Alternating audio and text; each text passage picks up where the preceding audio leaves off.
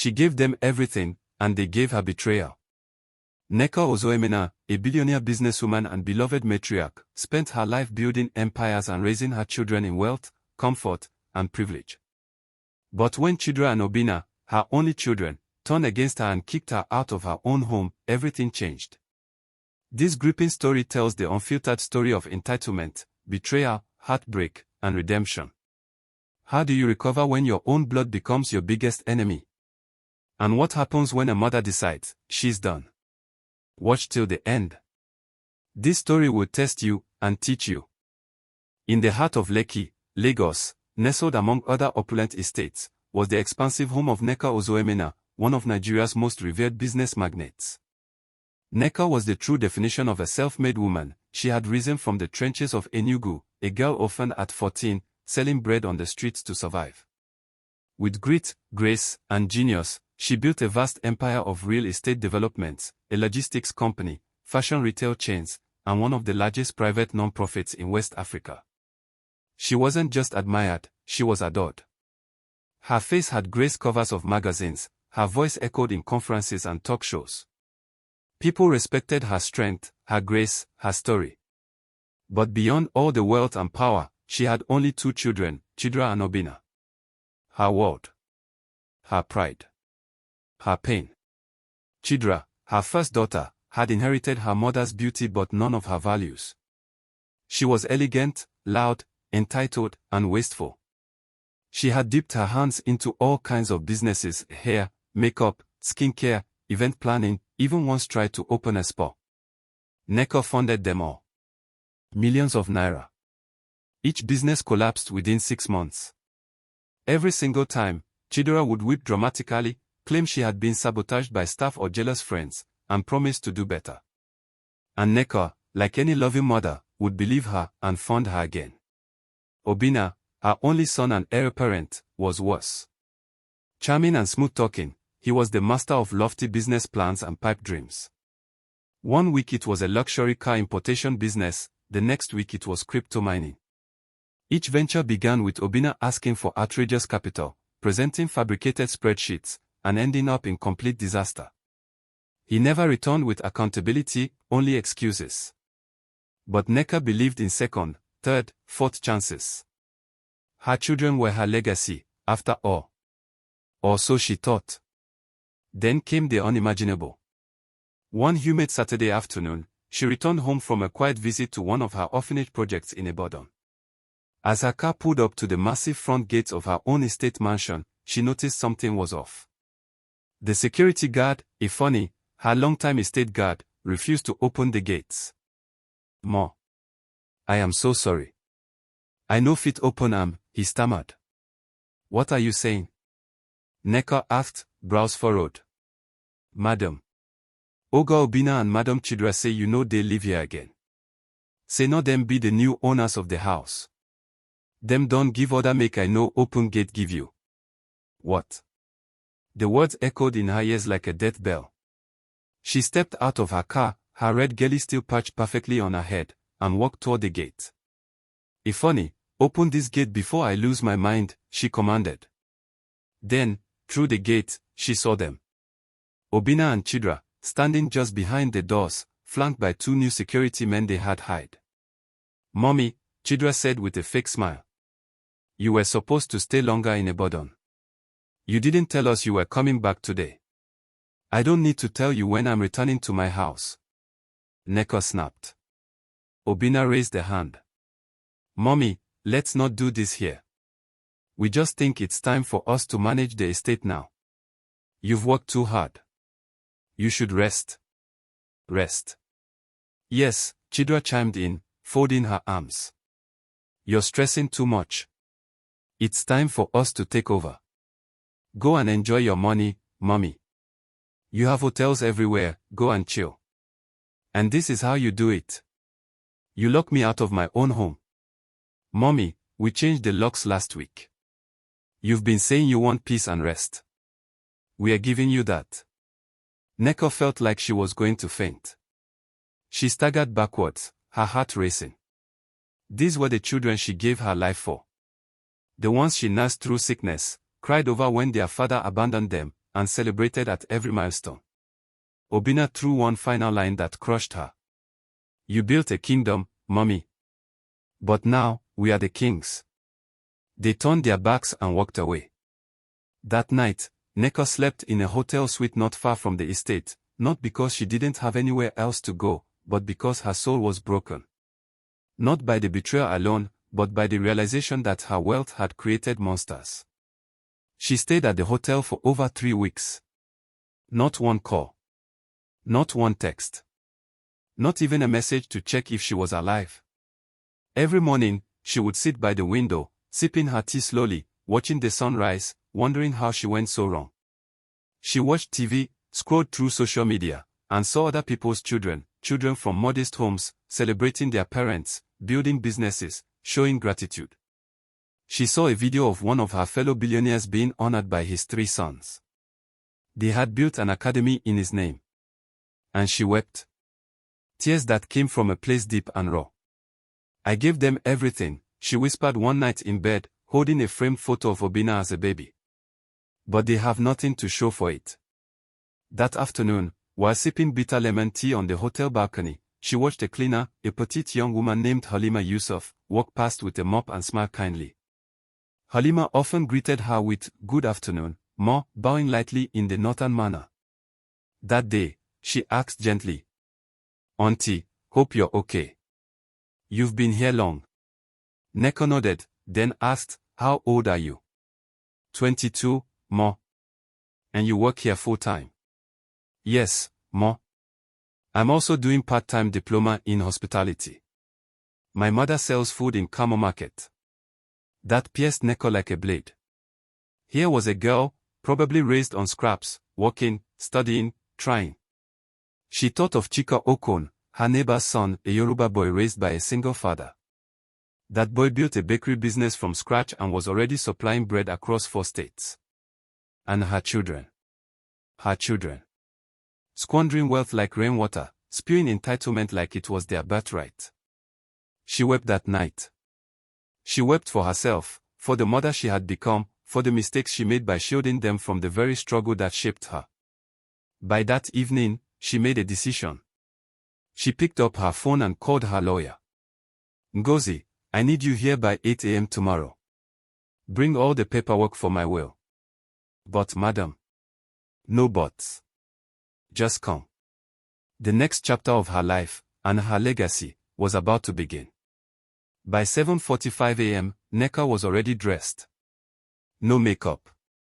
No jewelry. Just a crisp white blouse, black trousers, and a head wrap that screamed elegance without effort. She sat on the balcony of her hotel suite, sipping bitter leaf tea as she watched cars snake through Lekki's morning traffic. Her mind was razor-sharp. Her emotions, cold and clear.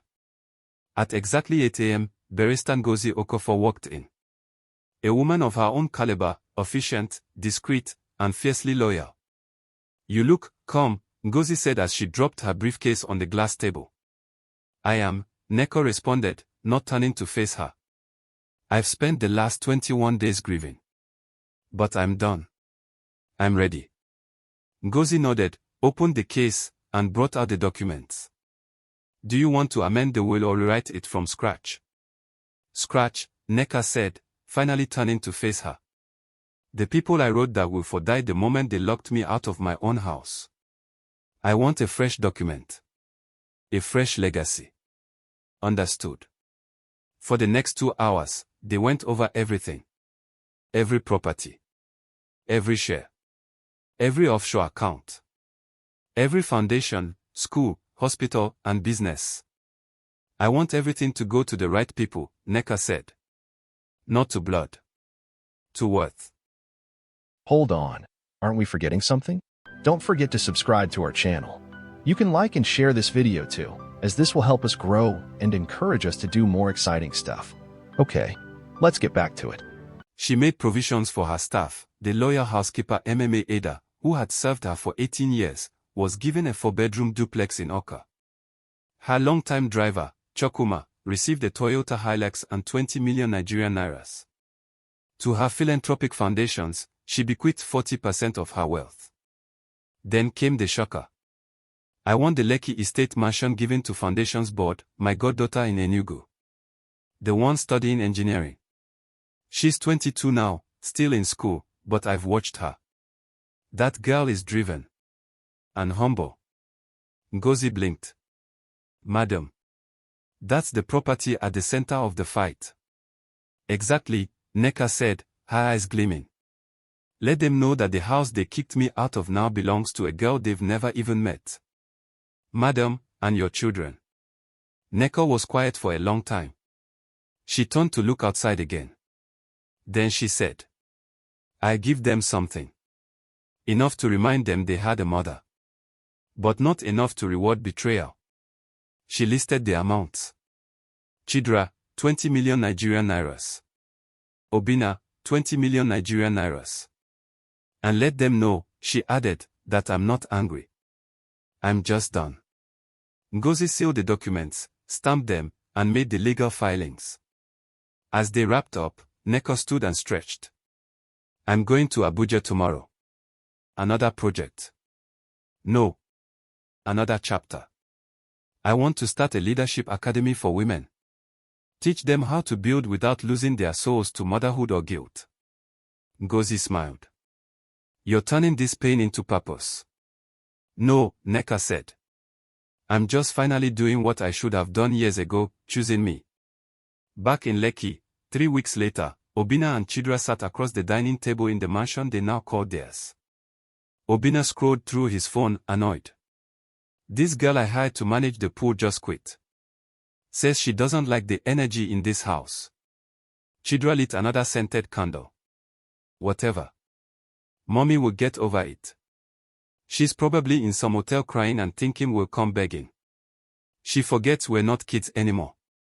That evening, a black SUV pulled into the estate. A young woman stepped out, Foundations Board, clad in jeans and a neat white shirt. She looked confused but determined. 2 men followed her, lawyers from Ngozi's firm. Obinna came to the door. Yes. Can we help you? One of the lawyers stepped forward. This house now belongs to Miss Foundations Board Okeke. As per the official and irrevocable will of Madam Nneka Ozoemena. What nonsense is this? Chidera backed, storming to the door. This is our house. The lawyer calmly brought out the court documents. Here is the certified true copy. You have 7 days to vacate. Is this a joke? Obinna shouted. No, sir, the second lawyer said. And if you refuse, the court will forcibly evict you. Also, we have security footage and testimonies about how you locked your mother out of her own house. You should be grateful she's not pressing criminal charges. They were stunned. Chidera's jaw dropped. She really did it. Obinna stared at Foundations Board. Who the hell are you? Foundations Board, calm and composed, replied. I'm someone she believed in. It had been 26 days since her children, Obinna and Chidera, dragged her out of her own house like a common intruder, in broad daylight. They didn't just ask her to leave, they humiliated her. From the hotel room, she watched the days go by. The city lived on, as did her pain. She tried to push back the memories, how she labored day and night, running her chain of logistics companies and agri-processing warehouses from Enugu to Ogun State. She remembered the nights she nursed them through sickness, the schools in the UK she sent them to, the repeated bailouts from failed businesses, and now this. 3 days later, Nneka returned home, not as a mother, but as a woman on a mission. Her children were shocked when she arrived unannounced, flanked by 2 plainclothes police officers and her estate manager, Mr. Samson Afolayan, a calm Yoruba man in his 50s. They had standing documents reclaiming the house, new ownership rights now tied to her Foundations Board. The gates were flung open for her. When Obinna protested, Mr. Afolayan silenced him with a firm, "Sir, the documents are clear. You are both trespassing. The property belongs to the registered board of trustees for the Eziokoli Women Upliftment Initiative. Madam has full access." She watched as the guards packed their things. Obinna dragged his boxes, his voice full of curses. Chidera cried, not from guilt, but from the sting of being displaced. Nneka had already transferred 20 million Nigerian nairas into accounts she opened solely for them, a golden parachute for their betrayal. But they rejected the money.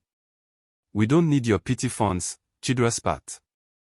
"Good," Nneka replied coldly. "Now you can build like I did." From nothing. Weeks passed.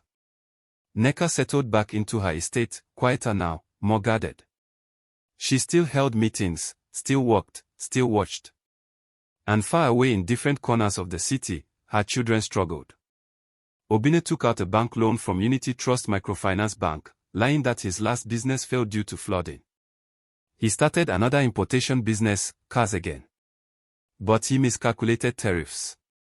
The cars got held at a port. Debts piled. Chidera. She begged Melissa Adeyemi, her old classmate, for capital. Melissa lent her 5 million Nigerian nairas, reluctantly. Chidera opened a restaurant in Lekki, installed chandeliers and neon lights, hired expensive chefs. She spent 800,000 Nigerian nairas on branding alone. But when the restaurant opened, customers didn't come. She moved from Melissa's house to another friend's, Naomi Bassi, an Ibibio fashion designer in Suralia, then to yet another. Her haughty attitude didn't help. People tolerated her only so long before they got tired of her entitlement. Nneka heard of all this, her private PA, Ronk, kept her informed. But she said nothing. Then one morning, a knock sounded at her estate gate. It was Chidera. In tears. Makeup ruined. Hair unkempt. Clothes wrinkled. The next day, it was Obinna. Both were stopped at the gate. "Madam said no visitors," the security guard said. "But I'm her son," Obinna yelled. Still, no entry. This continued for 6 days. They waited at the gate from morning till sunset, begging to be let in, rain or shine. On the 7th day, Nneka sat in her garden, watching through the CCTV monitor. Their pride had cracked. Finally. She gave the nod. They rushed in, fell on their knees, and wept.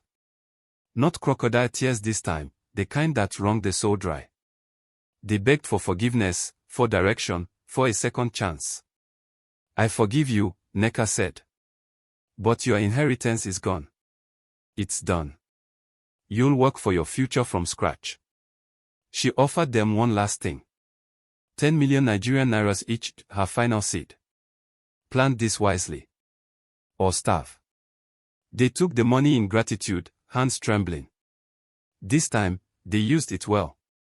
Obinna started a modest car repair and sourcing business in Gudu, no flashy showrooms. Chidera opened a catering service for corporate events and weddings. They worked. They failed. They stood again. And they learned. Because pain is a better teacher than privilege.